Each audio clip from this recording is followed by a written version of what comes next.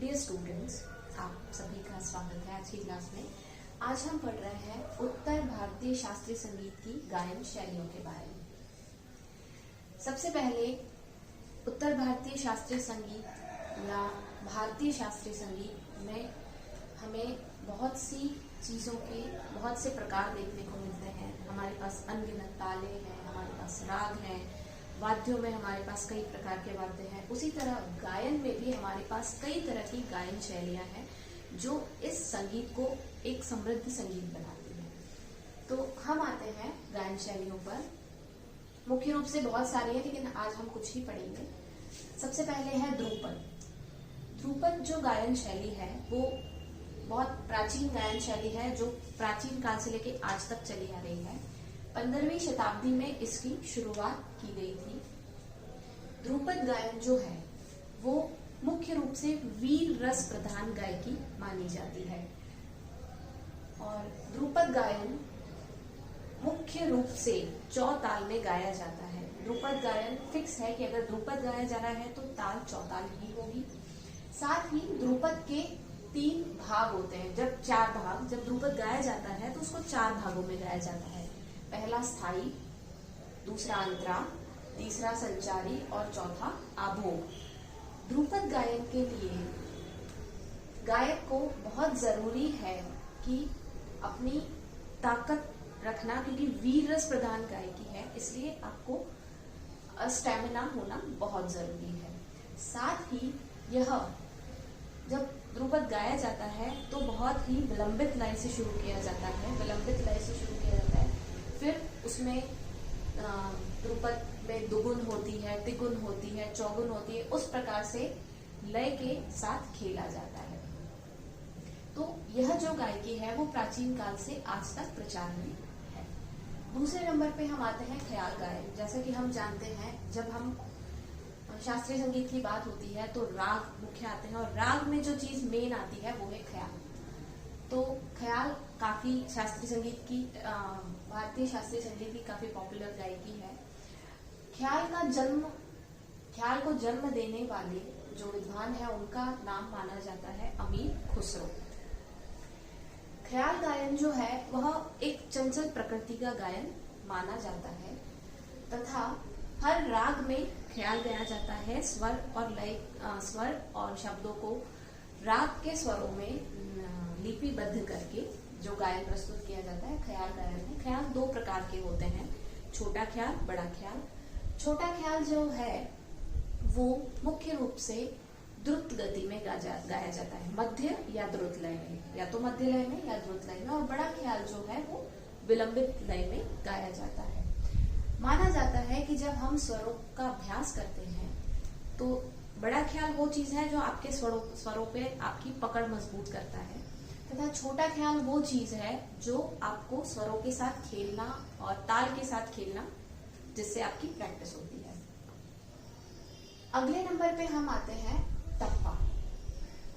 टप्पा जो है वो मुख्य रूप से पंजाबी अंग की गायकी है। मतलब अधिकतर टप्पा हमें पंजाबी भाषा में मिलते हैं। टप्पा नामक गायकी के जन्मदाता माने जाते हैं शौरी मियां, जिन्होंने इस गायकी को जन्म दिया। टप्पा गायन जो है वो श्रृंगार रस प्रधान गायकी है, साथ ही चलती फिरती गायकी है। मतलब एक ही रिदम में, एक ही पैटर्न पे वो गायकी चलती रहती है। यह माना जाता है विद्वानों द्वारा कि प्राचीन काल में जो वेसरा गीति चलती थी, प्राचीन काल में जब गीति गायन प्रचार में था, गीति मतलब गायन शैलियों से ही मतलब था उसका। प्राचीन काल में जो गीति प्रचार में थी उसमें जो वेसरा गीति थी वो टप्पा गीति ही के समान ही मानी जाती थी। तो ये मुख्य रूप से पश्तो पंजाबी ताल में गाई जाती है, पंजाबी भाषा के साथ। अगले नंबर पे हम आते हैं ठुमरी। ठुमरी गायन काफी प्रसिद्ध शास्त्रीय गायन शैली है। साथ ही ठुमरी गायन के लिए आपको बहुत अभ्यास की भी जरूरत होती है। माना जाता है कि ठुमरी गायन का जन्म लखनऊ के नवाबों के दरबार में हुआ था। ठुमरी गायन जो है वह भाव प्रधान गायकी है। उसमें चाहे श्रृंगार हो, चाहे करुणा हो, जो भी हो, वो भावों को बहुत अच्छे से प्रेजेंट किया जाता है ठुमरी गायन में। ठुमरी गायन जो है वो मुख्य रूप से पंजाबी त्रिताल में गाई जाती है ठुमरी। साथ ही बनारस तथा लखनऊ घराने की ठुमरी काफी प्रसिद्ध मानी जाती है। ठुमरी जो है वह कई बार राग विशेष में नहीं गाकर मिक्स रागों में भी गाई जाती है, जिससे उसके सौंदर्य में और वृद्धि की जा सके। तो ठुमरी गाने के साथ हमारे ठुमरी जब हम गाते हैं तो यह जरूरी नहीं है कि हम पर्टिकुलर किसी एक राग पर फोकस करें। ठुमरी आप भिन्न भिन्न रागों में को मिलाकर भी गा सकते हैं। ये काफी पॉपुलर, ख्याल की तरह ही काफी पॉपुलर गायन शैली है। नेक्स्ट हम आते हैं तराना। तराना जो है वह भी ख्याल गायन की तरह ही है, मध्य तथा द्रुत लय में गाया जाता है। उसका स्थाई और अंतरा दो भाग होते हैं, परंतु मेन जो अंतर दोनों में है वह है ख्याल में हम गीत के बोलों का प्रयोग करते हैं। जब बोल की बात आती है तो हम गद्य का प्रयोग करते हैं, लेकिन तराना एक ऐसी गायकी है जिसमें ऐसे बोलों का यूज किया जाता है जिनका कोई अर्थ नहीं होता।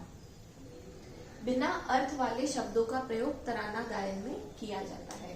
साथ ही जब हम तराना गाते हैं तो वह मध्य लय से शुरू होकर द्रुत लय तक पहुंचता है तथा उसमें मुख्य रूप से ताने गाने का प्रयोजन है। आलाप तराने में नहीं गाए जाते हैं। उसमें मुख्य रूप से जो चीज गाई जाती है तराने के साथ वह है ताने या ताने ही गाई जाती है और कुछ नहीं। तो तराना गायन जो है वो प्राचीन काल के स्तोप गान के समान है। प्राचीन काल में स्तोप गान जो किया जाता था वह भी तराने की तरह ही बिना अर्थों के साथ गाया जाता था। तराने में मुख्य रूप से ताना ना, देरे ना, इस टाइप के शब्दों का प्रयोग किया जाता है जिनका कोई अर्थ नहीं होता, भी निरर्थक होते हैं। फिर हम आते हैं अगली गायकी जो है वो है त्रिवट। त्रिवट जो है वो तराने के समान ही होता है, लेकिन उसमें मृदंग के बोल का प्रयोग किया जाता है। मृदंग के जो बोल होते हैं उसका प्रयोग किया जाता है। आज के टाइम पे इसका चलन थोड़ा कम हो गया है, लेकिन यह काफी कठिन गायकी मानी जाती है क्योंकि मृदंग के बोल अपने आप में थोड़े से कठिन होते हैं। अगली गायकी जो हमारी है वह है धमार। धमार को बोरी भी कहा जाता है क्योंकि धमार ताल में विशेष रूप से होली के गीत ही गाए जाते हैं। यूपी में यह बहुत प्रचार में है क्योंकि वहां पे विशेष रूप से होली के गीत गाए जाते हैं। अब जो धमार गीत है वो स्पेशली एक ताल है धमार जिसमें गाया जाता है और यह एक लय प्रधान गायकी है। लय प्रधान गायकी इन द सेंस जैसा कि ध्रुपद में था, आलाप और ताने नहीं होती है। जो धमार में होली की गीत के जो बोल होते हैं उन्हीं बोलों को दुगुन, तिगुन, चौगुन करके प्रस्तुत किया जाता है। तो जो आपका ध्रुपद 4 आवर्तन का है उसको दुगुन करना है, उसको 1 गुण करना है, उसको 6 गुण करना है, 8 गुण करना है। इस तरह से लय प्रधानता इस गायकी में होती है। फिर हम आते हैं, अगली हमारी गायकी है गजल। गजल जैसा कि हमें नाम से ही पता चल रहा है यह एक उर्दू शब्द है। तो इसके गायन में उर्दू भाषा के गद्य हमें देखने को मिलते हैं। मुख्य रूप से यह प्रेम से संबंधित, स्नेह से संबंधित इसमें गीत होते हैं, शेर होते हैं जिन्हें हम स्वरबद्ध करते हैं, लिपिबद्ध करते हैं। आशिक और माशूका का विशेष रूप से वर्णन किया जाता है, मिलने का, बिछड़ने का, याद का, ये सब दृश्य हमें गजल में देखने को मिलते हैं। गजल मुख्य रूप से रूपक, पश्तो, दीपचंदी, दादरा, कहरवा इन तालों में गाया जाता है। तो ये है उत्तर भारतीय गायन शैली की कुछ गायन शैलियां। इसी क्रम में अगली क्लास में हम और गायन शैलियों के बारे में पढ़ेंगे। आप सभी का बहुत बहुत धन्यवाद।